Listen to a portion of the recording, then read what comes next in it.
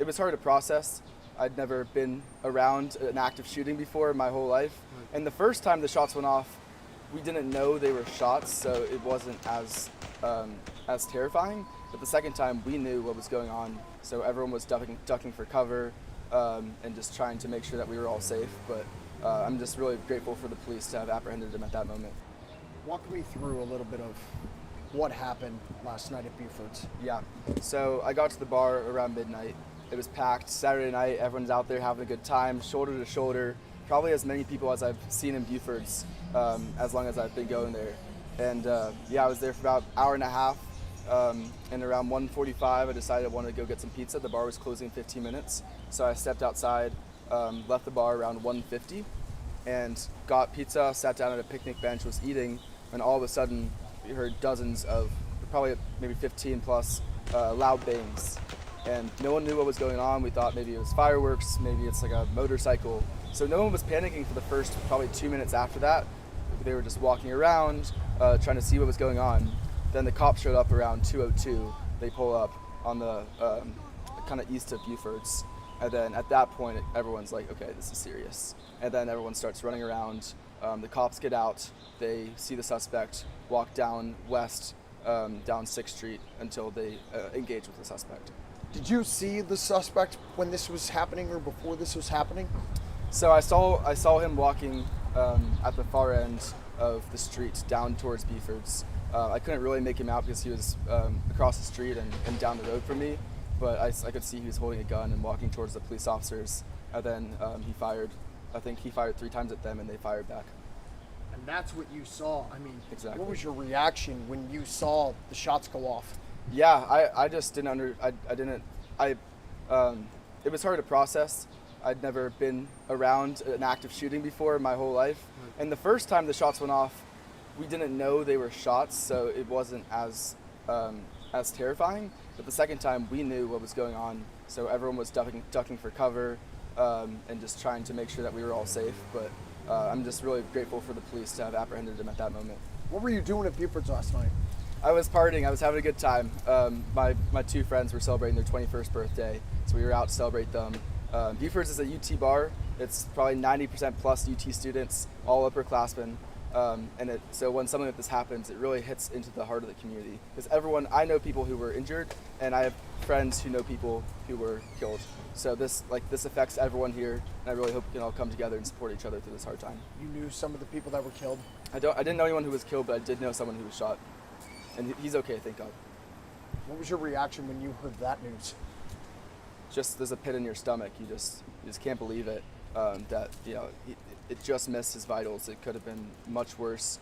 And to have that happen to someone that you know it's really hard. But like the bigger picture of it, that like 20 people were injured, it also hurts because these are all people that either I know or other people I know now. And it sounds like you were outside. You were going to grab pizza. You didn't happen to be in there, but a couple minutes before, a couple minutes after, could have been a different story. I mean, exactly. Do you think about that? I do, and it's hard to think about, but yeah, if I had stopped to grab water or if I'd seen a friend on the way out of the bar, stayed for 4 or 5 more minutes, now I'm on the patio when he drives by in the car, and then who knows what happens. So I'm just really grateful, thank my lucky stars that I was able to get out of this unscathed. Was able to talk to my parents right after, and was able to have people to help me through that situation. And you got a video of this. Explain the video and what went through your mind to just pull out your phone during a moment like that? Yeah, I think I thought it was over because there was a lull after the first 15 plus shots. So I thought, okay, like it's done. But then the cops show up and I see them running. So I think, okay, what's going on? So I pull my camera to video like what they're running towards.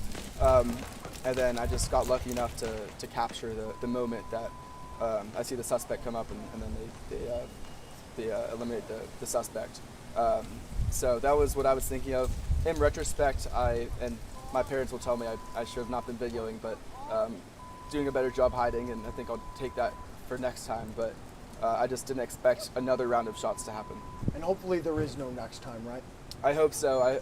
I think that this situation needs to be looked into to make sure that they can put in some safety measures to prevent it from happening again. Maybe more police presence on West 6th, maybe closing off the roads from drivers, or maybe even like Buford's having some sort of something to prevent like people shooting guests on the patio, since they're really easy targets. You're just sitting out there on the patio, and obviously looking into to see if he was affiliated with Iran as well. I really hope he was a solo actor, because if he is affiliated with Iran, then there could be further attacks, which would be terrible. Yeah. Does this deter you from going back to Buford's West 6th? I mean, are you a senior? I'm a senior. So does this scare you to end your senior year going back out to some of those bars? It's terrible, because senior year is supposed to be the most fun time of college. So your last few months with all your friends before you go off to different cities. And Buford's is the place. That's where all the seniors go. I remember after one of my friends' graduation, like every senior after graduation goes to Buford's and has a good time there. So I don't think it's going to deter me. I think I'll be more aware of my surroundings, maybe have a little bit less to drink next time, because I don't know what's going to happen. But I think as a senior, you really do have to make the most of the last few months. Yeah, and I want to go back to you talking about the phone, and you said you could have maybe, your parents were like, you probably should have hid more. Yeah. Did you ever drop to the floor? Did you ever hide? I mean, when those first couple of shots went off, what was your immediate reaction to this? Yeah, so after the first 15 shots or so, yes, I like got up and like went behind. There's like a bench that I crouched behind. But then after nothing happened for a little bit, I went back to sit down, and no one around me was panicking. There was no one running. Again, like people didn't realize there'd been a shooting. And like, I think if everyone else around me had been panicking, maybe I would have like stayed down. But everyone just went back to eating their pizza. So I got up, and then there was another round of bullets. But man, if the police hadn't gone there, like, and I was just sitting there eating pizza, I would have been a really easy target. Can you explain to me the pattern of shots you heard that night? Yeah. So the first times I'm sitting down, and it was all in succession, just bang, bang, bang for like probably 15 times, and then silence. And then that's when we thought it was all clear. And then later, there was another set of, I think around 8 shots, about 5 minutes after. Yeah. Is there anything I didn't ask you that you want to mention about this?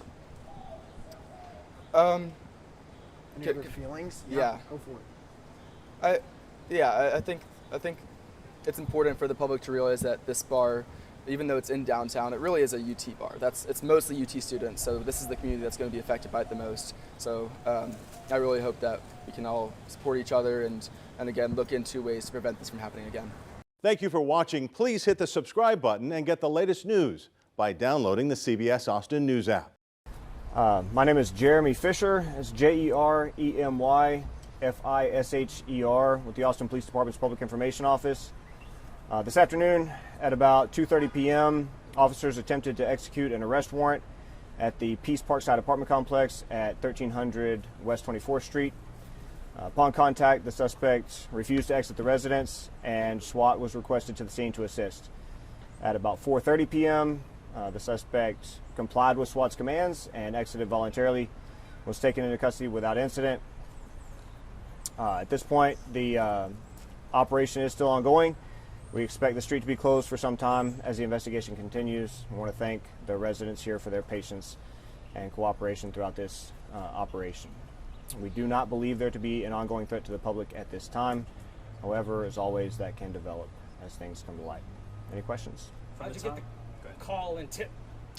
My understanding is that the warrant was written, and as soon as it was issued, officers attempted to execute the warrant.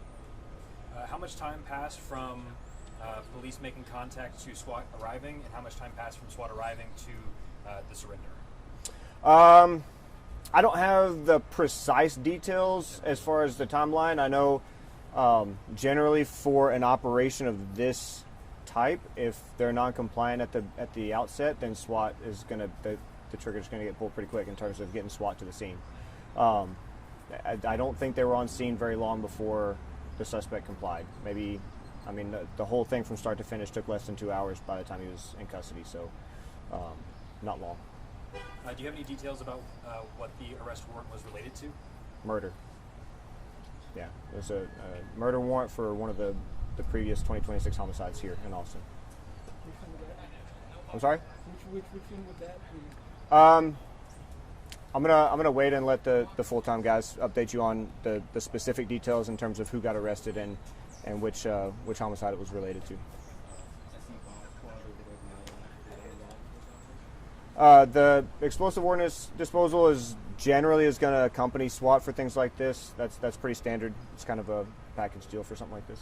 And you said that it's still ongoing. However, the person has surrendered themselves. What situation would warrant the SWAT still being here after a surrender? Well, so right now and for the foreseeable future, it's going to be contingent on getting a search warrant for the residence and having the investigators go in and see if there's anything of evidentiary value. Was he a resident of the complex, or? I'm not clear on that. Oh, okay.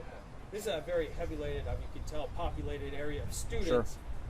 What would be your message to them right now? Obviously, they're onlooking, perhaps scared. What would your message be to them?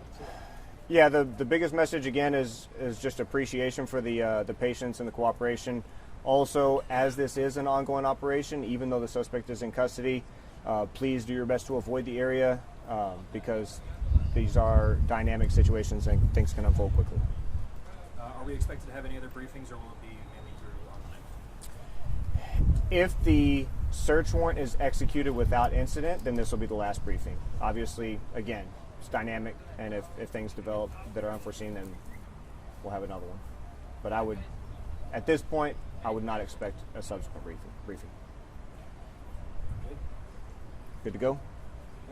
All right, thank you. All right, thank you. Thank you. Thank you for watching. Please hit the subscribe button and get the latest news by downloading the CBS Austin News app.